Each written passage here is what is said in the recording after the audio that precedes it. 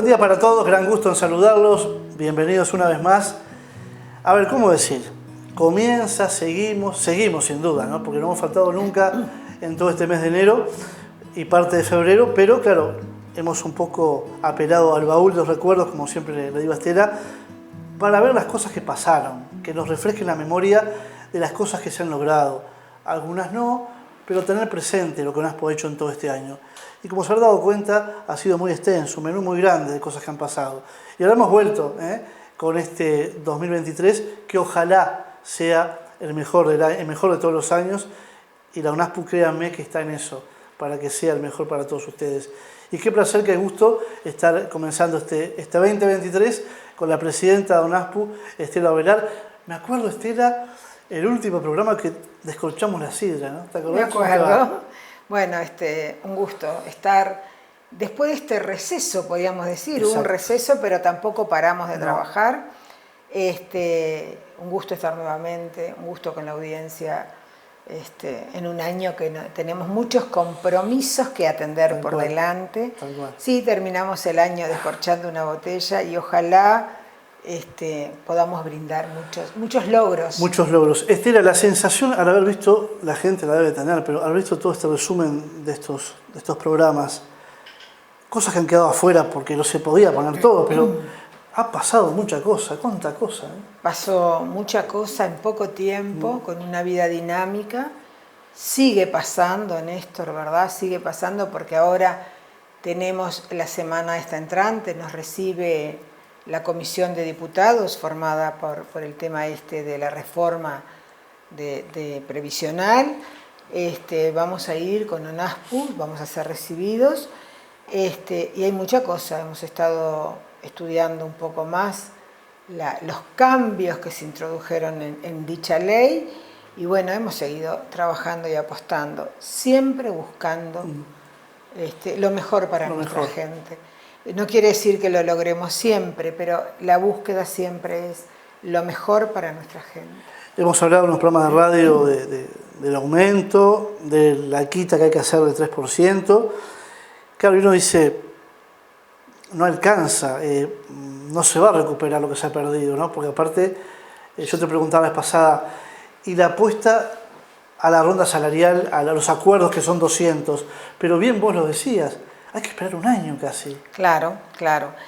Qué importante, Néstor, eso que me decís. Porque si bien, lamentablemente, ese 3% que tanto insistimos desde la UNASPU que no se descontara, y principalmente en aquellos que cobran menos, hoy la realidad nos demuestra una vez más que UNASPU tenía razón. ¿Por qué? Porque ese 3% se dio a modo de adelanto, ¿verdad?, por la suba del costo de vida. Al haberlo descontado en el ajuste, al no considerarlo, al no tenerlo en cuenta, al quitarlo, quedamos en un 6,54. Eso nos daba un 1,4 de recuperación.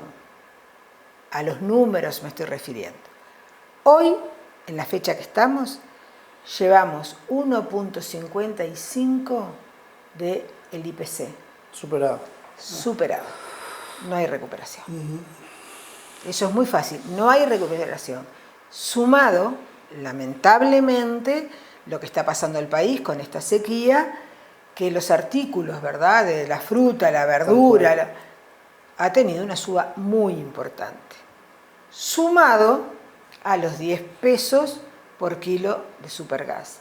Que el otro día yo escuché no me acuerdo, algo o leí, que decía que bueno, que no era tanto, que la gente no cocina tanto. Me dolió bastante porque, primero, entonces sabemos que la gente no tiene para cocinar. No cocina tanto, claro. ¿Está? Y además, cuando lleguen los meses de invierno, nuestros jubilados, la mayoría se calefacciona con supergas. Cocina y se calefacciona. Entonces, creo que en otra oportunidad nosotros en radio hemos conversado esto también. El verano es más llevadero, tenemos otro ánimo, pero aún así estamos viendo mucha gente que ya está pasando dificultades. Porque si no alcanzaba a diciembre, menos va a alcanzar ahora. Y otra de las cosas, que si bien fue el 6,54 de aumento, recordémosle a la gente que ahora a partir del 1 de febrero se ajusta con la diferencia de diciembre. Claro. Quiere decir que el mes que viene, cuando se cobre en marzo lo que corresponde a febrero, va a haber un poquitito más que no hace mucho la cosa, pero bienvenido sea. Esto como se dice, ¿no? Se abrieron más refugios para gente de calle en el país. Es una noticia buena que damos. No es buena. No debería haber ninguno. Empezando por ahí, ¿no? Sí. Es contradictorio. Es contradictorio. Cuando pasan esas noticias yo digo eso. Por un lado está bien, porque sí, la gente va a tener dónde ir. Claro. Pero el abrir más refugios, el tener que dar más ayuda económica a familias vulnerables, claro, o mayor cantidad de familias vulnerables, nos da otro indicador de la necesidad. Y hay otra cosa, Néstor. En el verano están los trabajos afrales, están las ferias, están desde los cuidacoches en los eventos, se hacen más eventos, los acá en el interior, en Maldonado, en el campo, el corta naranja, manzana. Exactamente. Entonces, ¿qué pasa? Hay más formas como de poder lograr algún ingreso, aunque sea menguado, pero bueno. Pero esto es a término, es ahora, ¿verdad? Bienvenido el carnaval, que la gente por lo menos alrededor del carnaval, desde el que vende churros, panchos, el boletero, hay una forma como de, diría yo, de irla pedaleando mejor. Pero son cosas a término. Seguimos sin saber cómo van a tributar, por ejemplo, las máquinas que suplen a las personas. En un supermercado, cuando vas y pesas tú las cosas, sacás el ticket, lo pones. Hay cada vez más, ¿eh? Hay cada vez más, hay cada vez más. Entonces, yo no quiero ser negativa, porque además no me gusta, la audiencia me conoce, tú me conoces, pero son cosas que nos tenemos que poner a pensar.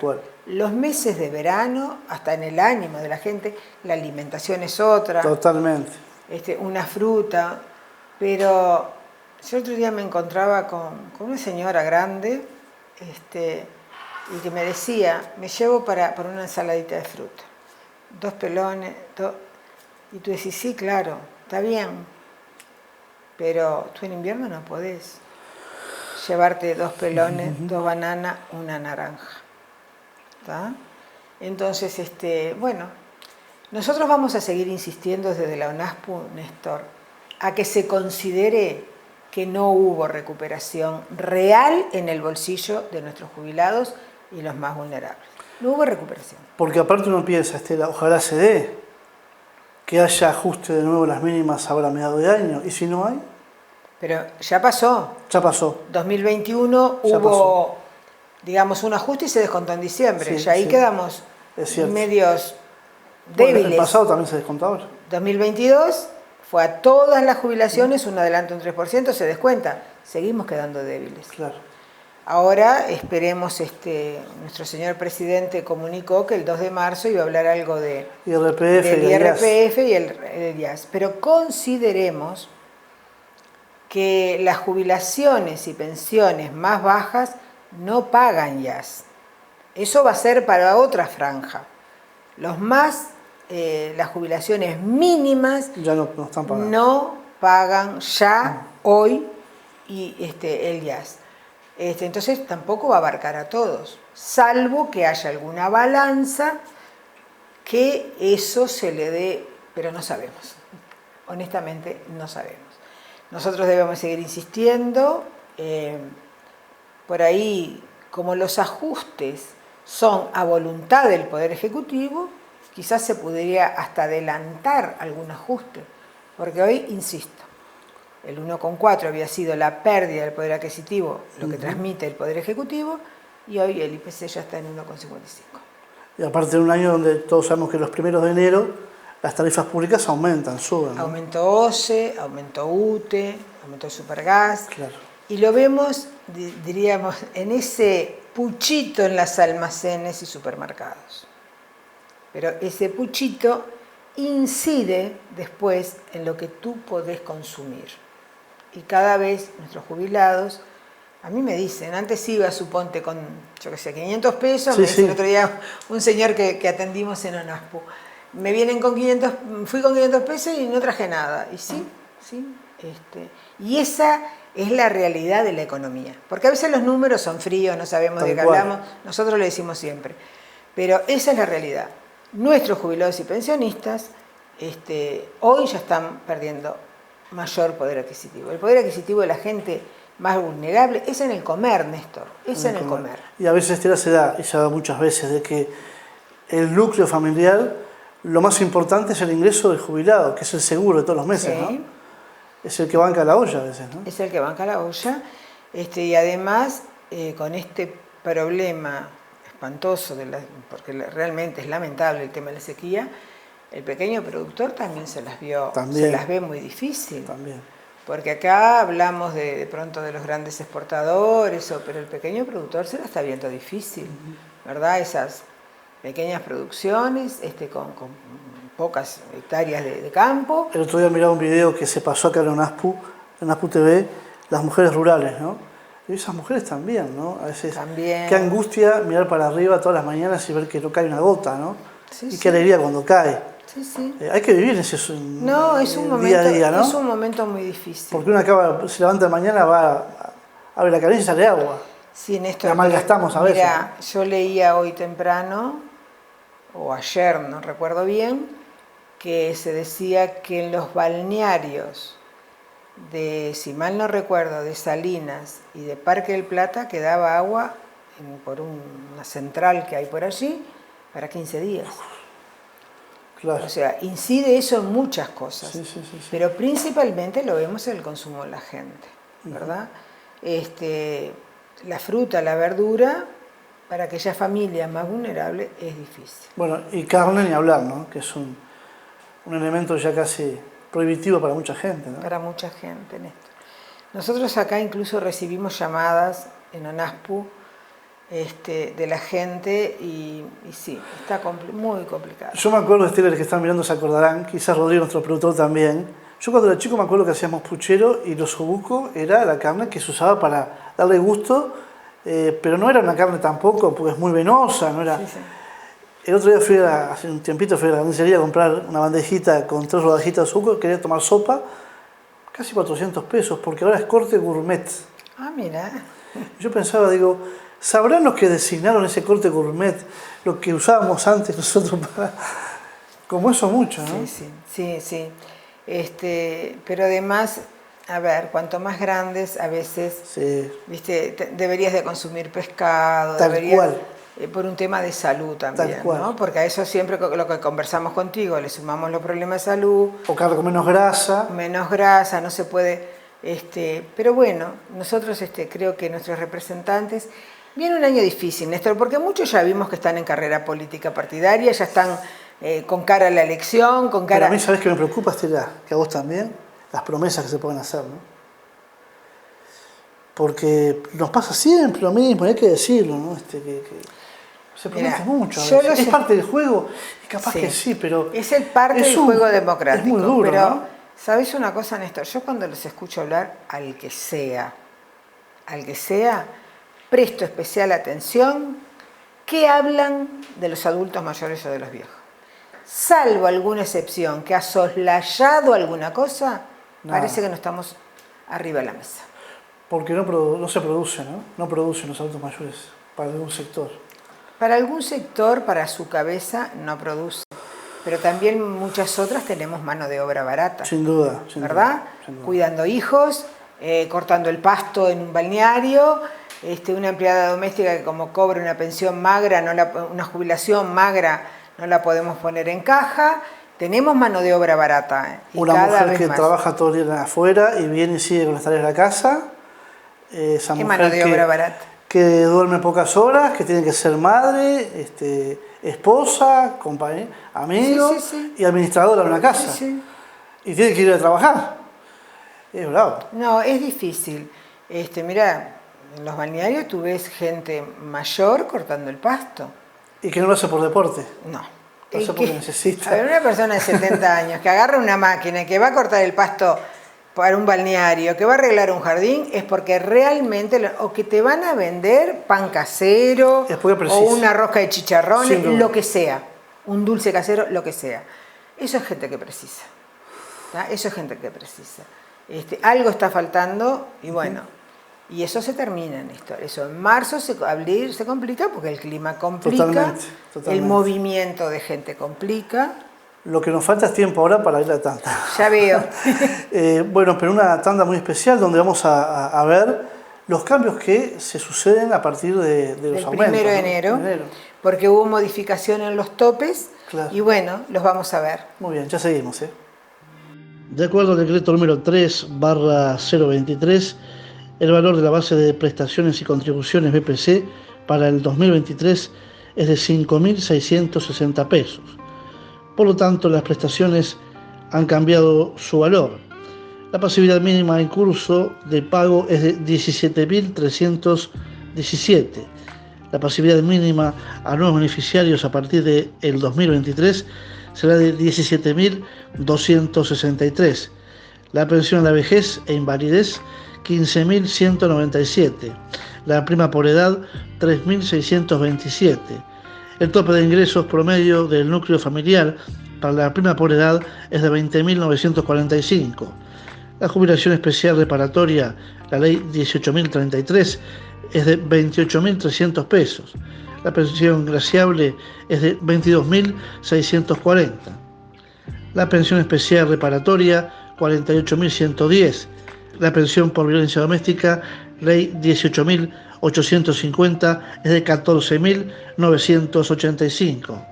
La pensión para víctimas de delitos violentos, ley 19.039, es de 33.960. Tope de ingreso para acceso a programa Ibirapitá, 5 BPC, 28.300.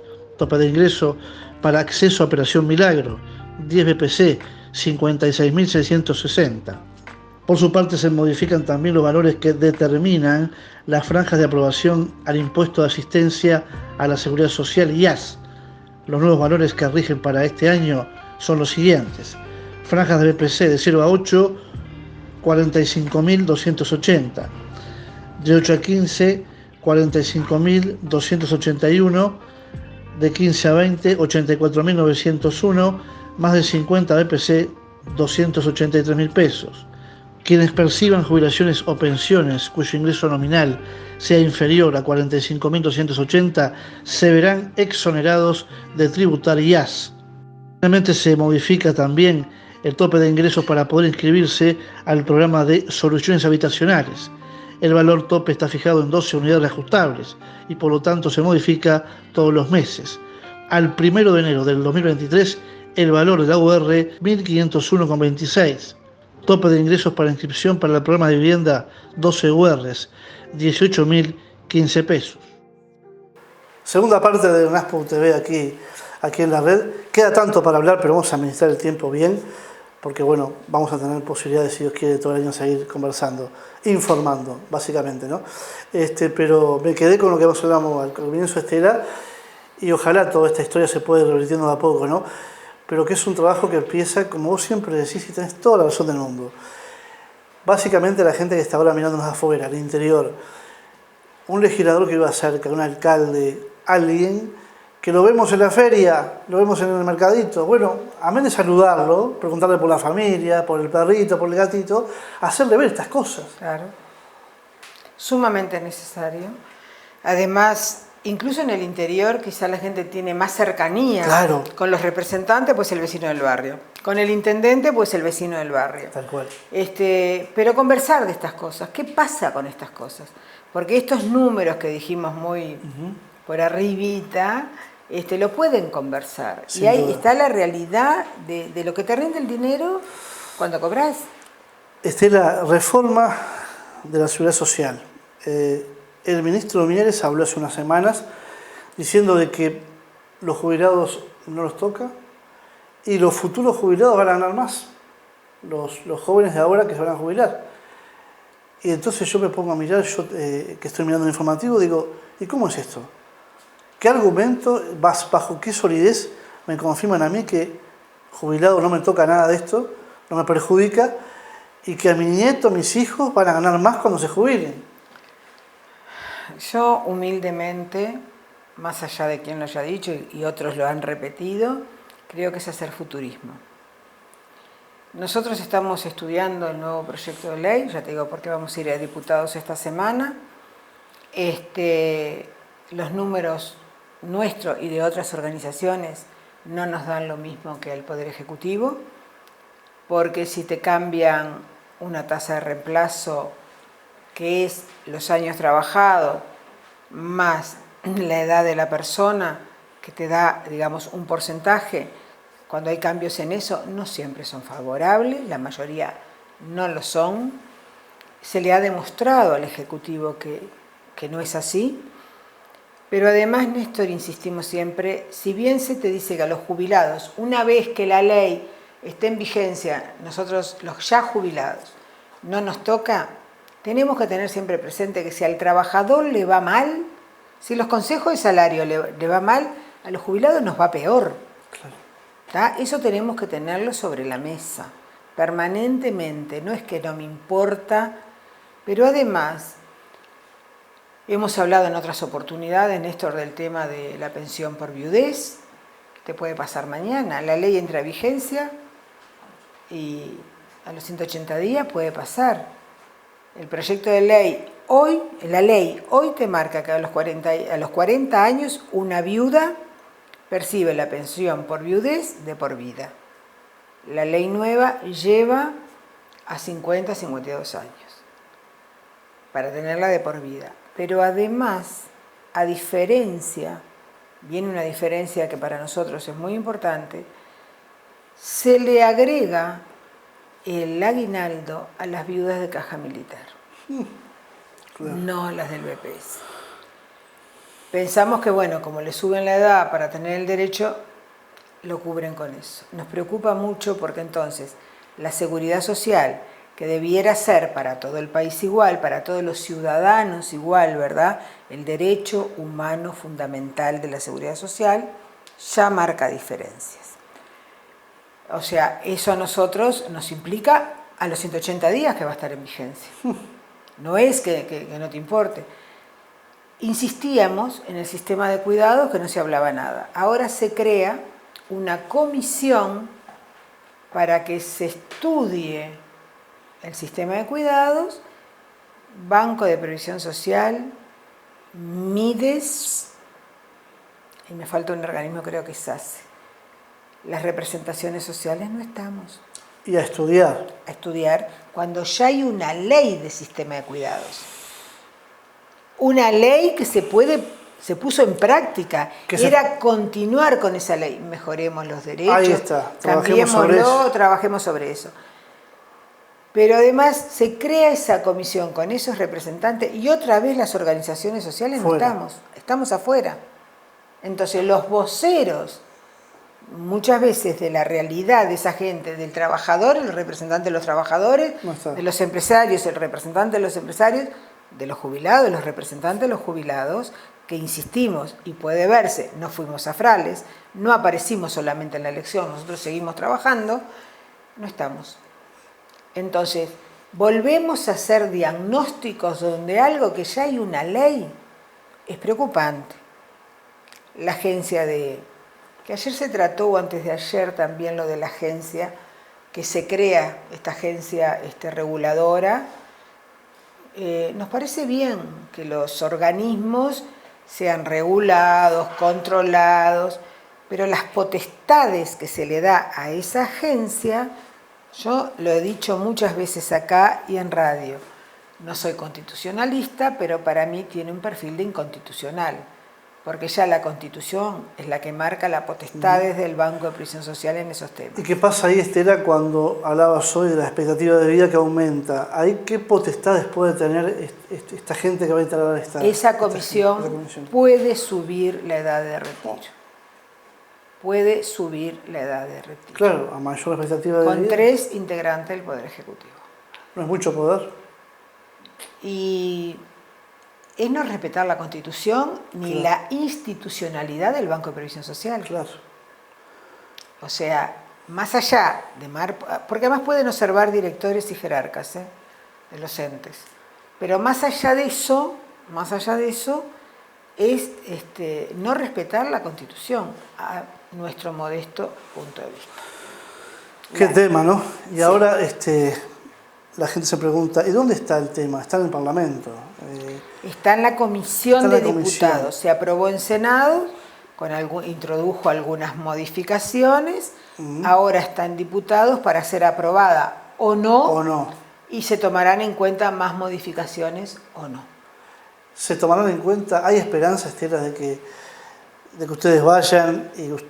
Bueno, ya lo han planteado, ¿no? Pero ¿hay esperanza de dar vuelta a una página que parece que ya está impresa y que no informa? Y bueno, todo depende de la voluntad política del Ejecutivo, claro. Eso es lo fundamental, pero además las comisiones que han ido hasta ahora, las delegaciones que han ido hasta ahora, llevan datos contundentes, no es que vamos, y nosotros llevamos datos contundentes. Además, la postura de ONASPU, si bien esta ley aparentemente no nos pega inmediatamente a los jubilados, pero es no respetar la institucionalidad de un organismo, con toda la trayectoria que tiene el Banco de Previsión Social, el instituto principal del país de seguridad social, y seguimos con la postura que no fue un diálogo nacional en seguridad social. El ministro Pablo Mieres dijo, la gente que se opone a esta reforma, que tiene reparos a la reforma, no presentaba alternativas. Y yo me acuerdo cuando el edificio Verena, hace un tiempo, presentó ONASPU un plan. No, nosotros presentó el PCNT más alternativas claro. que nosotros, porque le compete mucho más el tema a los trabajadores. Y nosotros cuando fuimos al Senado entregamos una minuta. El por qué no estábamos de acuerdo, qué era lo que nos preocupaba. Y ya te digo, nos preocupaba mucho el sistema de cuidado y lo único que se introdujo es que se crea una comisión, de los cuales ONASPU tampoco va a ser parte. Preocupante porque además los tiempos pasan, porque decías hoy vos muy bien, estamos en un periodo ahora donde los partidos van a estar abocados, cosa que algunas veces por ahí rechina, ¿no? Abocados, yo he escuchado a unos políticos, no voy a decir de qué partido, hablando de que van a estar abocados este año a lo que es el armado de listas, de candidatos. Y yo digo, hay que seguir gobernando antes. Eso hay que verlo. O debería haber una ley que no permitiera el tipo de cosas. ¿No? También, no se dice el cómo ni de dónde se financia. ¿Qué tema es? ¿Qué es el fundamental? Es fundamental, porque lo que ONASPU se opone también, que se financie a costa de la gente. ¿Verdad? Consideramos que es necesaria una reforma, no entendemos el apuro ahora que hay que sacar esta reforma como sea, creemos que tiene que haber más discusión, así lleve 6 meses más. No importa. ¿Que hay que reformar? Sí, hay que reformar, pero discutamos que es también lo mejor para la gente. Sí. ¿Y de dónde van a provenir los recursos? Porque si yo te digo, vamos a hacer una reforma en una casa, bueno, ¿y los recursos de dónde vienen? ¿De que yo tenga que trabajar 80 horas más? ¿O de dónde vamos a tener los recursos? O recortemos el presupuesto que es muy grande en la casa, pero sacamos cosas vitales, como por ejemplo, bueno, dejamos de almorzar, dejamos de cenar. Pero el hecho que cuando esos presupuestos se sacan de la gente, se pierde poder adquisitivo y calidad de vida. Tal cual. No hay otra ecuación. Estela, ¿y por qué no se habla del adulto mayor? ¿Por qué no escuchamos hablar a los gobernantes, a los legisladores del adulto mayor? Vos los preocupados por los adultos mayores, cuando es un segmento fundamental a la hora de definir un acto electoral y muy buscado además en ese periodo, ¿no? Pero ¿por qué no se habla? Digo, tan poco peso tiene, o el hecho de que, como decíamos hoy, no producen, lo que se hizo, se hizo. Hoy antes de comenzar el programa lo hablamos contigo. Hay una desvalorización del adulto mayor. Como aparentemente no producís, claro. Aparentemente, ¿no? No producís, Sos no te tengo en cuenta. Sos un gasto. La ministra de Economía tuvo el otro día varios errores a mi juicio. Me hago cargo de lo que digo, esto lo dice Estela Ovelar, diciendo la previsión del gasto. Nos vio como un gasto. Claro. Entonces, en un país con un envejecimiento de la vejez, cada vez vamos a ver más viejos. Ahora parece que hay un pequeño repunte en la natalidad, que vamos a ver a 20, 30 años cómo se llega. Creo que las políticas de vejez tendrían que ser otras, estar sobre la mesa, y muchas de ellas no son tan caras. Y lo otro, que hablamos una vez, la autoestima. ¿Cómo cae en adulto mayor esa sensación que uno tiene cuando habla con alguno de ellos que le dicen, qué desgracia ser viejo? Me ha tocado, ¿eh? Y me duele en el alma, porque voy a ser viejo. Y digo, ¿cómo una desgracia ser viejo? Es una etapa hermosa de la vida, donde hay más tranquilidad, donde debería haber más tranquilidad, más disfrute, el reloj no corre tan rápido, donde corre pero no nos importa tanto, no vivimos en el son de la manera que los nietos, disfrutar otras cosas. ¿Por qué me tengo que sentir que es un castigo ser viejo? Y ha cambiado la sociedad, Néstor, lo hemos hablado muchas veces, ha cambiado la sociedad. Y sin ir tan lejos de lo que tú estás diciendo, porque además es preocupante, ha cambiado la composición familiar, sí, claro, la sociedad, no producís, no valés. Pero hay otro componente, que es la gente cuando está llegando a la edad de jubilarse, 60, 62, 63, porque el promedio de jubilación en el Banco de Previsión Social en años son 63, 64 años, entra como el que no tiene otro proyecto de vida, entra diciendo, ¿y ahora qué hago? ¿Cómo sigue la historia? ¿Cómo sigue esta historia? Claro. Entonces, el no proyectarse, yo muchas veces hablo con gente más joven, digo, debemos de proyectarnos, más allá del trabajo, cuando sos joven, de los hijos, de las obligaciones, de llevar, digamos, el pan a la mesa, pero debemos de proyectarnos. Sin ser tan crudos es una muerte en vida, sin ser tan crudos. Totalmente, ¿no? Pero si tú te proyectas, siempre hay algo para hacer para otros. Y acá los invitaría a que se acercaran a alguna asociación, a la es lo UNASCO, mejor que puede pasar. A pasear, a divertirse y a discutir de los derechos. De sus derechos. De sus derechos. Y esa discusión te empieza a dar las herramientas de defensa de esos derechos. ¿Notás, Estela, que la gente joven, me refiero a joven de 30 y pico, está preocupada ya a partir de todo esto que se habla de reforma de su jubilación a futuro? ¿Está metida más en el tema o hay que llegarle más a ellos todavía? Creo que hay que llegarle más. Sí. Creo que hay que llegarle más.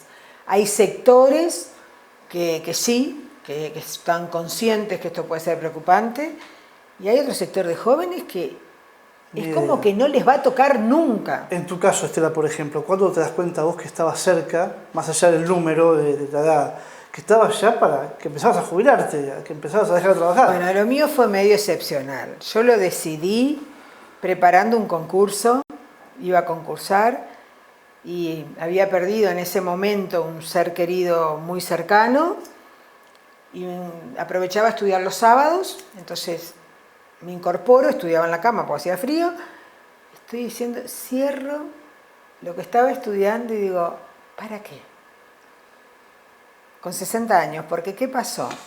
Yo tuve, digamos, la ventaja de tener un empleo estable, 39 años en un mismo lugar, que eso te da a veces otra tranquilidad al retirarte, que muchos jóvenes ahora, u otra gente que tuvo otros trabajos, o que no le aportaban, o que tenían trabajos afrales. Entonces yo tuve la ventaja, la oportunidad de tener un trabajo estable durante 39 años. Si yo me presentaba a ese concurso, que venía bien, pero lo ganaba, yo por lo menos me tenía que quedar 5 o 6 años más, ¿verdad? Porque uno no se va a comprometer a un trabajo nuevo, en un lugar de trabajo, y después dije, ¿cuándo voy a hacer lo que me gusta? Claro, en ese para qué, ¿cuánto habrá pesado? ¿Cuánta cosa, no? Cuánta cosa, sí. Sí, cuando se lo transmití a mi familia se me rieron, porque soy media inquieta, no me creyeron, y dije, sí, y voy a hacer lo que me gusta, voy a hacer por otros. Porque a veces pasa eso, Néstor, que tú en un lugar de trabajo estás supeditado a jerarquías. Yo siempre fui muy respetuosa de las jerarquías, a veces coincidís, a veces no, pero tú tienes que respetar las jerarquías y el camino, el rumbo que toma ese lugar donde tú estás trabajando y la fidelidad y la reserva a ese trabajo. Cuando tú empiezas en esto, en lo que te gusta y dándole a otros, también es fidelidad a la gente, es reserva muchas veces en otro ámbito de cosas, pero tú estás haciendo algo porque lo querés hacer. Y como vos decías, ¿no? La voz de los que no tienen voz. La voz de los de que no tienen voz. Es muchísimas. Gente que me para, yo vivo en el mismo barrio de toda la vida, y gente que me para y me decía, no sabíamos que te dedicabas a esto. Entonces ahí se empiezan a identificar, mujeres también, se empiezan a identificar con que vos estás diciendo que la plata no me alcanza cuando realmente a mí no me alcanza y no tengo a quien decírselo. Claro, obvio. Sí. Entonces los derechos, el abuso, el maltrato, la violencia a nuestros viejos, tenemos que hacer por otros, Néstor, tenemos que hacer por otros. Y seguiremos haciendo la semana que viene, el próximo domingo, aquí este espacio, Estela, por los otros y por los otros y por los que vendrán, sin duda. Así que gracias y como siempre esperamos la frase final de Estela. Cómo no, gracias a ustedes y larga vida. Larga vida, hasta el domingo, pasen bien.